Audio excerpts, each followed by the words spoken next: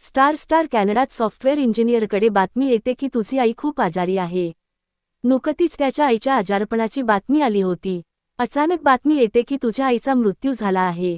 Star जसंच त्या इंजिनियरला आईच्या मृत्यूची बातमी कळते तो खूप अस्वस्थ होतो. कुटुंबियांना सांगतो की माझी वाट पहा, मी आईच्या अंत्यसंस्कारात नक्की सहभागी होईन.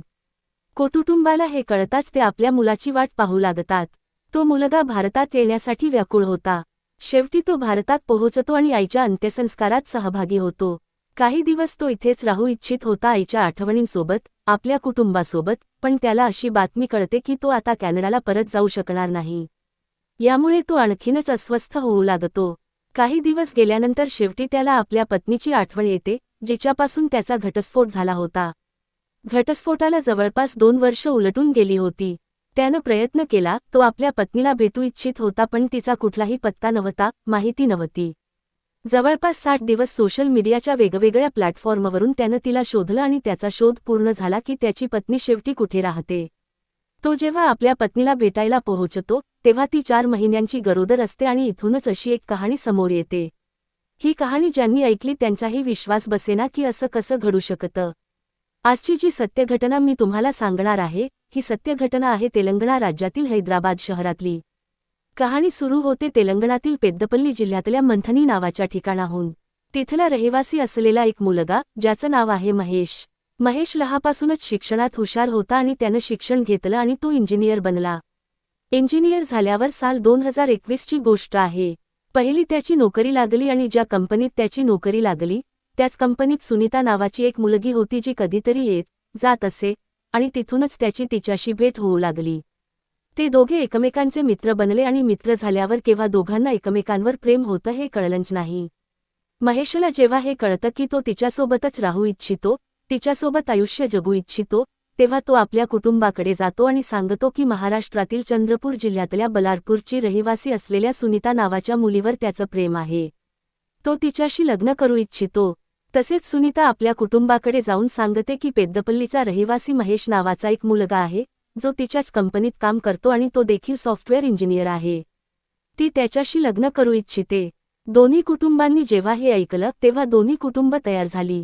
ते म्हणाले की आम्हाला या लग्नाला काहीच आक्षेप नाही. दोघेही शिकलेले आहात, दोघेही इंजिनियर आहात आणि जेव्हा लग्न करू इच्छिता तेव्हा करा. 2021 मध्ये पहिल्यांदा भेट झाली. वेळ सरल्यावर त्यांनी 2022 मध्ये कुटुंबाच्या संमतीनंतर लग्न केले. आणि या लग्नात नातेवाईक असो, कुटुंबीय असो, आजूबाजूचे लोक असो, सगळेच सहभागी झाले आणि सगळेच या लग्नानं आनंदी होते. हा आनंद आणखी वाढला जेव्हा या लग्नाच्या काही दिवसांनंतरच त्याला बातमी कळते की त्याची नोकरी परदेशात म्हणजे कॅनडात लागली आहे. आणि जसंच कॅनडात नोकरीची बातमी कळते, तो कॅनडाला पोहोचतो आणि आपल्या पत्नीला वचन देतो की जितक्या लवकर शक्य होईल तितक्या लवकर मी तुलाही कॅनडात बोलावून घेईन.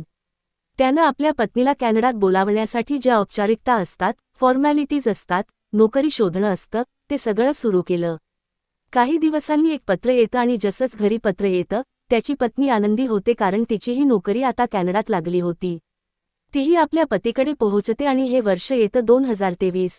2023 हे वर्ष त्यांचं इतकं सुंदर जाऊ लागतं कारण अजून ते दोघं एकमेकांपासून खूप दूर होते, पण जसंच जवळ पोहोचतात, तशी जवळीक वाढते आणि पत्नी जेव्हा एकत्र राहू लागतात परदेशी भूमीवर, त्यांनी हेच स्वप्न पाहिलं होतं की परदेशात नोकरी करू, दोघं एकत्र राहू आणि एकत्र जगू. असं करता करता मग मुलगी आणि मुलगा दोघंही आपापल्या कामात थोडे व्यस्त होऊ लागतात. कंपन्या वेगळ्या होत्या म्हणून भेटीगाठी कमी होत होत्या आणि जसं भेटी कमी होत होत्या, तसं दोघांमध्ये काही वादाच्या परिस्थितीही निर्माण होऊ लागल्या. म्हणजे त्यांच्या मनातली दूरता वाढू लागते आणि ही मनातली दूरता अशी वाढू लागते की आता यामुळे मनमुटावासोबतच मारहाणीसारखी परिस्थितीही निर्माण होते. कधीकधी तो आपल्या पत्नीसोबत हिंसक वर्तन करू लागतो. साल 2024 येतं. त्या मुलीने, म्हणजे सुनीताने, आपल्या पतीपासून वेगळं राहण्याचा निर्णय घेतला. ती म्हणाली की मी तुझ्यासोबत अशी जिंदगी जगू शकणार नाही. मला आपल्या घरी परत जायचं आहे. आणि ती कॅनडातली नोकरी सोडून सरळ भारतात येते. पण जेव्हा भारतात येते, आपल्या कुटुंबाकडे पोहोचते आणि सरळ जवळच्या पोलीस ठाण्यात जाऊन आपल्याच पतीविरुद्ध FIR दाखल करून देते की कशाप्रकारे तिच्या पतीनं तिला तिथं छळलं होतं. इथपर्यंत तर ठीक होतं, पण यादरम्यान ती निर्णय घेते की मला माझ्या पतीपासून घटस्फोट घ्यायचा आहे. घटस्फोटाची बातमी जेव्हा तिच्या पतीला कळते, तेव्हा पतीही म्हणतो ठीक आहे, जर तू माझ्यापासून वेगळं राहू इच्छितेस तर मला काही आक्षेप नाही. आपण घटस्फोट घेऊ. 2024 मध्ये घटस्फोट घेतात. घटस्फोट घेतल्यानंतर तो कॅनडात महेश नोकरी करत होता. ही मुलगी इथे परत येते. पण यादरम्यान वेळ पुढे सरकत होता तर एक दिवस तिची भेट तेलंगणातील हैदराबाद शहरातल्या एका पोलीस ठाण्याजवळ म्हणजे वनस्थलीपुरम मधल्या ग्रीन सिटी कॉलनीत राहणाऱ्या श्रीनाथ नावाच्या एका मुलाशी होते. तोही व्यवसायाने इंजिनियर सांगितला जातो. त्याच्याशी भेट होते आणि जशी भेट होते तशी या दोघांची मैत्री होते. श्रीनाथनं सुनीताला आपल्या प्रेमाची कबुली दिली तेव्हा सुनीतानं सर्वप्रथम आपल्या जुन्या आयुष्यातले सगळे भाग उघडून सांगितले. ती म्हणाली की तिला याआधीही एका मुलावर प्रेम होतं. त्याच्याशी तिनं लग्न केलं. लग्न केल्यानंतर कॅनडाला गेली. कॅनडाला गेल्यानंतर त्यांच्यात वाद झाले आणि त्याच्यापासून तिचा घटस्फोट झाला. श्रीनाथनं जसंच हे ऐकलं तो म्हणाला मला तुझ्या जुन्या लग्नाचा काहीच आक्षेप नाही. दोघांची पुन्हा एकदा संमती बनते. दोघं लग्न करतात. लग्न केल्यानंतर ती आपल्या पतीच्या घरी म्हणजे हैदराबादमधल्या वनस्थलीपुरम भागातल्या ग्रीन सिटी कॉलनीत राहू लागते. 4थ्या मजल्यावर. यांच्या आयुष्यातही आनंद येऊ लागतो. सगळं ठीक चाललं होतं. तिकडे महेशला बातमी कळते की तुझी आई आजारी आहे. आजारपणानंतर लगेचच त्याला कळतं की आईला हृदयविकाराचा झटका आला आहे. शक्य असेल तर ये. तो आपल्या आईच्या अंत्यसंस्कारात सहभागी होतो. अंत्यसंस्कारात सहभागी झाल्यानंतर 1-2 आठवडेच तो थांबला होता आणि परत कॅनडाला जाण्याच्या तयारीला लागतो तर यादरम्यान त्याच्याशी पोलीस संपर्क साधतात आणि पोलीस सांगतात की तुझ्याविरुद्ध लुकआउट सर्क्युलर जारी झालं आहे. म्हणजे तुझा पासपोर्ट निलंबित करण्यात आला आहे. आता तू भारतातून कॅनडाला जाऊ शकत नाहीस. त्यानं जसंच हे ऐकलं तो इतका अस्वस्थ होतो. एकीकडे त्याच्या आईचा मृत्यू झाला होता ज्या आईवर तो अतोनात प्रेम करायचा. त्याला वाटत होतं की आईचा जो मृत्यू झाला याला त्याची पत्नीच जबाबदार आहे. आणि आता तो आपल्या पत्नीमुळे परदेशात जाऊ शकत नाही, नोकरी करू शकत नाही. तो खूप अस्वस्थ होऊ लागतो. एप्रिल 2025 ची गोष्ट आहे. वेळ पुढे सरकत होता. जसजसा वेळ पुढे सरकत होता तसतशी त्याच्यामध्ये मानसिक तणावाची स्थिती निर्माण होत होती. तो टेन्शनमध्ये राहू लागतो. त्यानं नोकरीसाठी इकडेतिकडे प्रयत्न सुरू केले पण त्याची नोकरी लागेना. या गोष्टीमुळे तो खूप परेशान राहू लागतो. डिसेंबर 2025 चा महिना येतो. त्यानं आपल्या पत्नीला भेटायचा निर्णय घेतला. पण त्याला माहिती नव्हतं की त्याची पत्नी कुठं राहते. तेव्हा आपल्या मित्रांकडून ज्यांना माहिती होती त्यांच्याकडून पत्ता शोधण्याचा प्रयत्न केला तर त्याच्या पत्नीबद्दल कळतं की तिला एका मुलावर प्रेम झालं, श्रीनाथ नावाच्या मुलावर. त्याच्याशीच तिनं लग्न केलं. पण ते कुठं राहतात याची कुठलीही माहिती नव्हती. डिसेंबर 2025 जानेवारी 2026 त्यानं आपल्या पत्नीला सोशल मीडियाच्या वेगवेगळ्या प्लॅटफॉर्मवर शोधायला सुरुवात केली. 2 महिने, जवळपास 60 दिवसांची गोष्ट आहे. 60 दिवसांत शेवटी त्याला तो पत्ता मिळतो. ती जागा मिळते जिथं त्याची पत्नी राहत होती, तेलंगणातल्या हैदराबाद शहरातल्या वनस्थलीपुरमच्या ग्रीन सिटी कॉलनीत. ती 4थ्या मजल्यावर राहत होती. तो सरळ तिथं जातो आणि तिथंच जवळपास एक जागा भाड्यानं घेतो. भाड्यानं घेतल्यानंतर सुमारे 15 दिवस तो तिच्यावर रेकी करतो. फेब्रुवारी महिन्यात पूर्ण रेकी करत होता. पती केव्हा येतो, केव्हा जातो, केव्हा ती घरात एकटी असते यादरम्यान तो संधी शोधतो आणि संधी मिळाल्यानंतर 18 फेब्रुवारी 2026 च्या सकाळी सुमारे सकाळचे 11:46 सुमारास एक पिशवी घेऊन सरळ त्या घरी पोहोचतो. जसंच घराचं दार वाजवतो, बेल वाजवतो, दार उघडतं. सुनीतानं आपल्या डोळ्यांसमोर आपला पूर्वीचा नवरा पाहिला तेव्हा तिला विश्वास बसेना. तिनं दार उघडण्यास नकार दिला. ती म्हणाली, तू इथं का आलास? मी माझ्या आयुष्यात अगदी सुखी आहे. मला त्रास देऊ नकोस. तो म्हणाला, मला तुझ्याशी थोडं वेळ बोलायचं आहे. जेव्हा बोलण्याची वेळ आली त्यानं आपल्याबद्दल संपूर्ण कहाणी सांगितली की मी किती परेशान आहे, कसा आहे. जेव्हा आपल्यात घटस्फोट झाला तेव्हा माझा पासपोर्ट निलंबित झाला आहे, त्याची तरी कारवाई कमीत कमी थांबायला हवी होती. अशा प्रकारचं बोलणं तो करू इच्छित होता. तो आत प्रवेश करतो तेव्हाच तिनं सांगितलं की ती सुमारे 4 महिन्यांची गरोदर आहे.